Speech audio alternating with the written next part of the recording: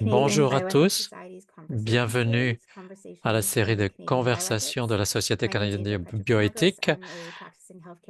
Je m'appelle Angel Petropanagos, je suis éthicienne pratique et je suis avec la Société canadienne de bioéthique. Bienvenue à tout le monde. Bienvenue aux membres de la Société canadienne de bioéthique, les organisations qui nous soutiennent. Et si vous n'êtes pas encore membre de la SCB, merci d'être venu. Vous pourrez vous joindre à nous si vous le souhaitez. Le sujet d'aujourd'hui, racisme en médecine et la formation de racisme en médecine et dans la formation médicale. Alors, pour la série de conversations d'aujourd'hui, il y a plusieurs manières de vous joindre à la conversation. Nous avons l'interprétation simultanée en direct qui est disponible pour cette série en français et en anglais. Andrew a indiqué dans les liens comment devenir membre de la Société canadienne de bioéthique. Et je vous rappelle que la conversation d'aujourd'hui fait l'objet d'un enregistrement. Donc, pour participer à la conversation et pour écouter l'interprétation, vous pouvez cliquer sur le bouton interprétation et choisir donc dans la barre de menu de Zoom. Vous cliquez sur l'icône d'interprétation et vous aurez la possibilité de choisir la langue de votre choix. Nous avons également les sous-titres et vous pourrez lire les sous-titres si vous le souhaitez. Si vous allez dans le menu de Zoom au bas de l'écran et que vous cliquez sur plus, vous pourrez également accéder aux sous-titres.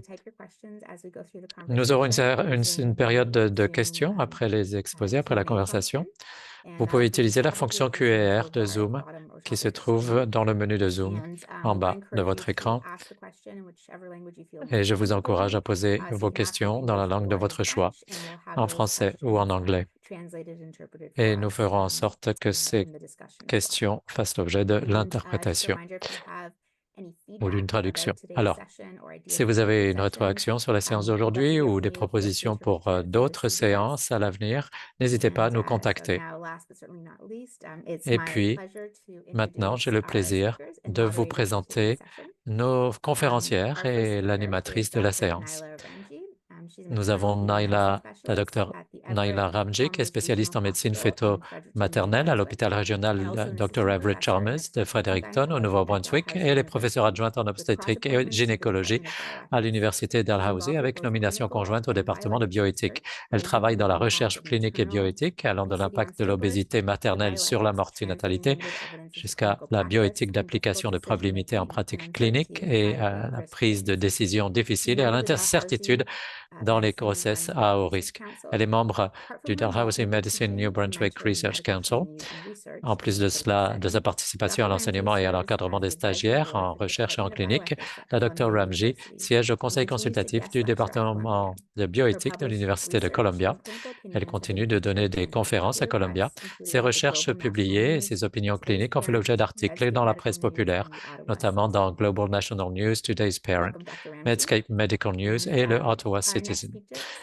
Bienvenue à la docteure Ramji. Nous avons aussi la docteure Gaynor Watson-Creed, doyenne associée de la faculté de médecine de l'Université Dalhousie, chargée et professeure adjointe au département de santé communautaire et d'épidémiologie. Elle est médecin spécialiste dans la santé publique. Elle a 18 ans d'expérience. Elle a été médecin hygiéniste pour la région d'Halifax et médecin hygiéniste en chef adjoint pour la Nouvelle-Écosse. La Dr Watson-Creed est titulaire d'un doctorat en médecine de l'Université de Dalhousie, d'une maîtrise de l'Université de Guelph, d'un diplôme de l'Université de l'Île-du-Prince-Édouard et de doctorat honorifique de l'Université d'Acadia et de l'Université de l'Île-du-Prince-Édouard. Elle est également présidente ou membre de plusieurs conseils et comités nationaux sur la santé de la population. Elle a été nommée au conseil consultatif de l'Institut de santé publique et des populations des instituts de recherche en santé du Canada en 2023. Elle est avocate passionnée des services de santé publique de haute qualité et des soins de santé antidépressifs au Canada. Et puis finalement, nous avons notre animatrice, la docteure Lynette Reed, professeure associée au département de bioéthique à la faculté de médecine de l'Université Dalhousie.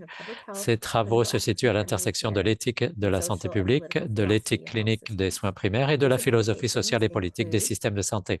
Ces publications récentes comprennent une analyse de la nature distributive de la santé de la population et une discussion sur les implications du travail de Piketty et de ses collègues sur l'inégalité économique pour la bioéthique et l'équité en matière de santé. Ces projets actuels portent sur deux domaines distincts. Le premier concerne les questions d'éthique et de philosophie de la médecine qui se posent dans les controverses actuelles sur le dépistage du cancer, et l'autre concerne les défis normatifs et empiriques des systèmes de couverture sanitaire universelle. Elle participe actuellement à des projets de mise en œuvre de cadres luttant contre l'oppression dans l'enseignement médical. Alors, merci à nos conférencières et à l'animatrice. Je donne la parole à la docteure Lynette Reed. Merci, Angel. Et merci beaucoup à la Société canadienne de bioéthique de nous avoir invités pour faire cette présentation dans un style de conversation. Nous allons donc converser avec les conférencières et les participants pour se joindre à nous. Alors, les deux conférencières et moi sommes sur le territoire non cédé des Mi'kmaq, ici, sur la côte Est, ce que les colonisateurs appellent le Canada. Et dans notre contexte, nous reconnaissons les contributions des personnes d'ascendance africaine dans les provinces de l'Atlantique et également, nous reconnaissons donc les revendications territoriales des gens qui ont été invités par le gouvernement britannique il y a 400 ans et qui n'ont pas été reconnus et qui ont porté une contribution depuis des siècles. Alors, je vous invite à réfléchir à ce que c'est que la reconnaissance du territoire pour vous et dans votre contexte, où que vous soyez au pays, dans votre région et sur l'île de la Tortue. Alors, le titre de notre panel inclut beaucoup de choses, le racisme en médecine et dans la profession médicale. Et j'aimerais inviter chacune des conférencières à réfléchir et à nous faire part de ce qu'elles font en matière de lutte contre le racisme dans l'enseignement de la médecine et dans la pratique médicale. Je ne sais pas qui souhaite commencer. Go ahead, Gaynor. Allez-y, Gaynor, et je parlerai plus tard. Alors, vous avez entendu, d'après mon notice biographique, que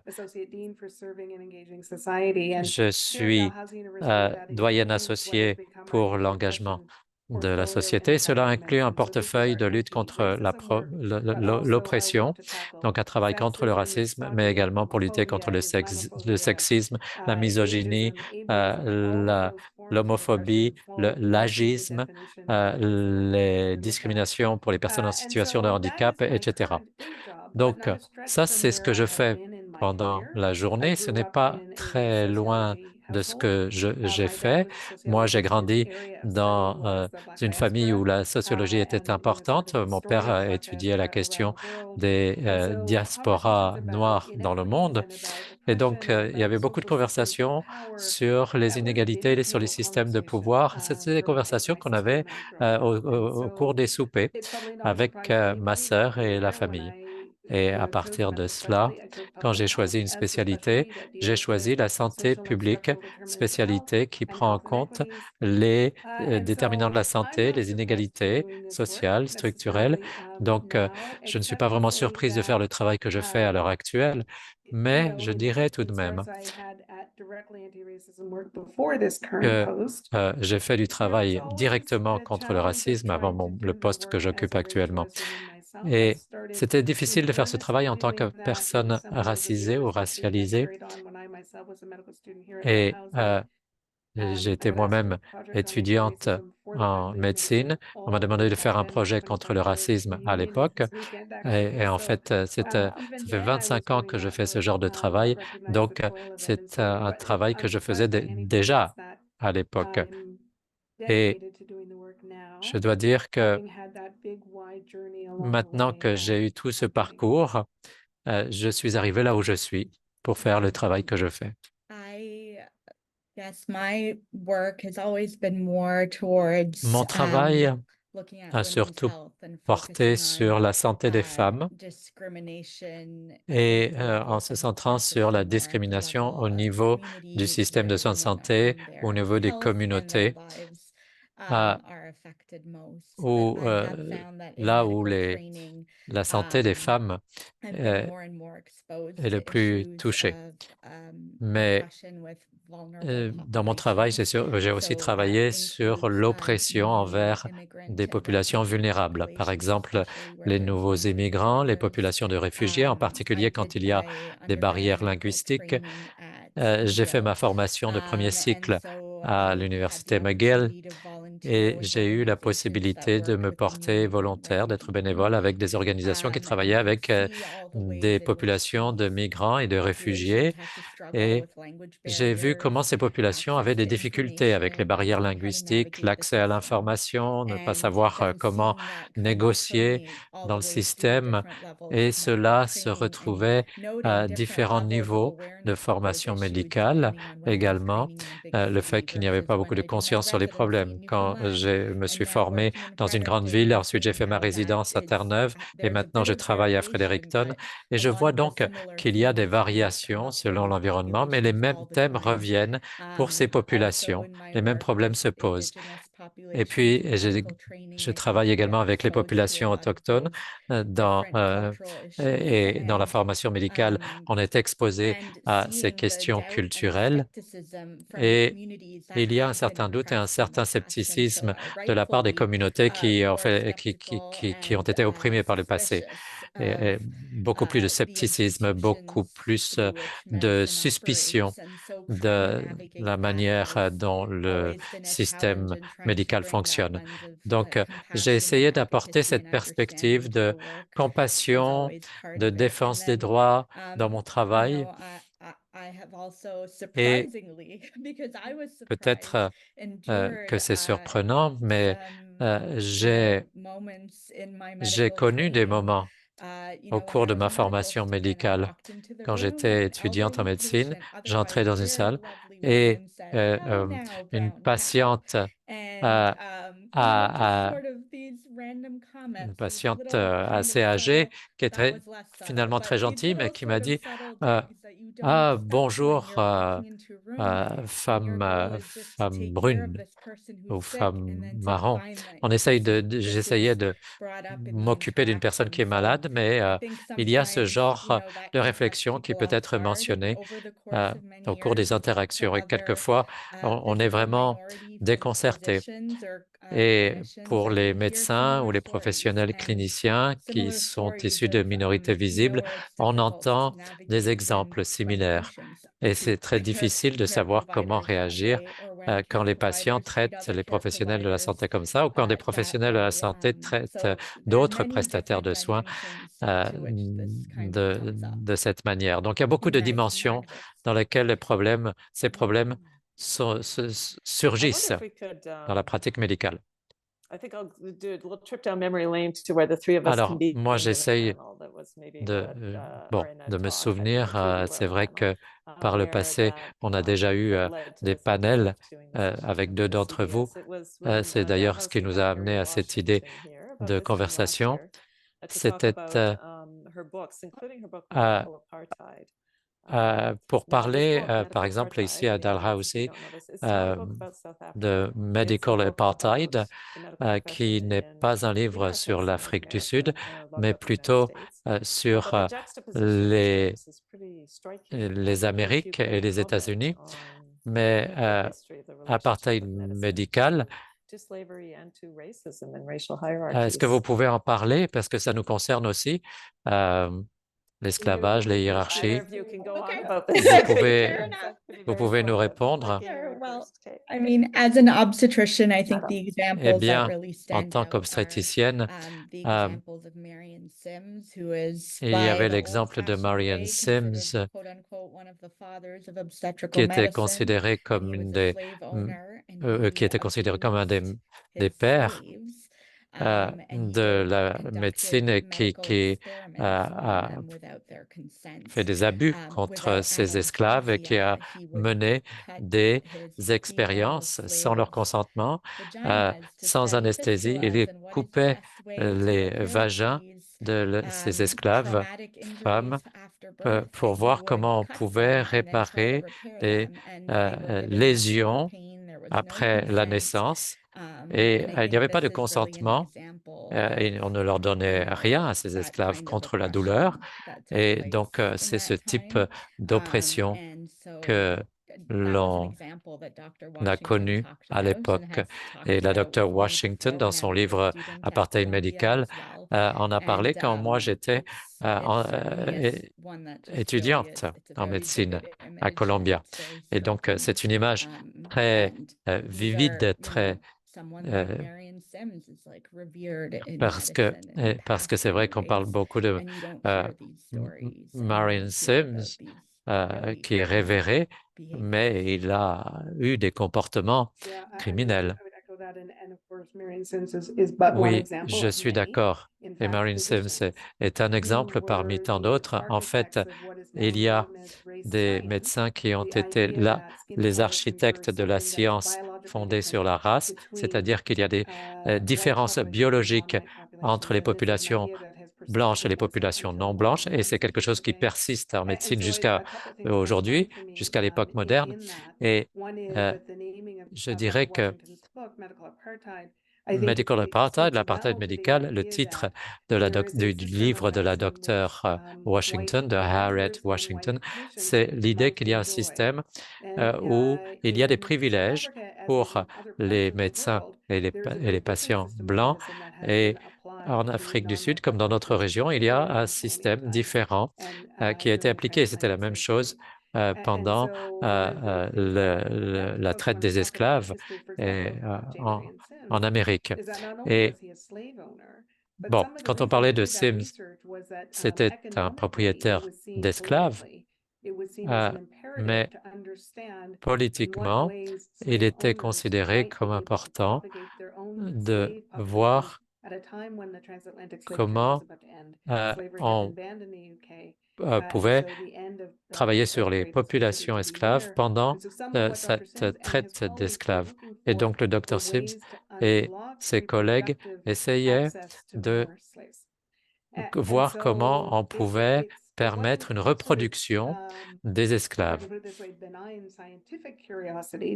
Alors, c'était une curiosité scientifique, mais il y avait aussi cet impératif économique pour qu'il y ait plus d'esclaves, de population d'esclaves. Et donc, ça c'est une des interactions de la population médicale avec les abus et l'esclavage. Donc, ça, c'est une partie importante de ce que mentionnait la Dr. Washington dans son livre. J'aimerais inviter peut-être l'auditoire à participer.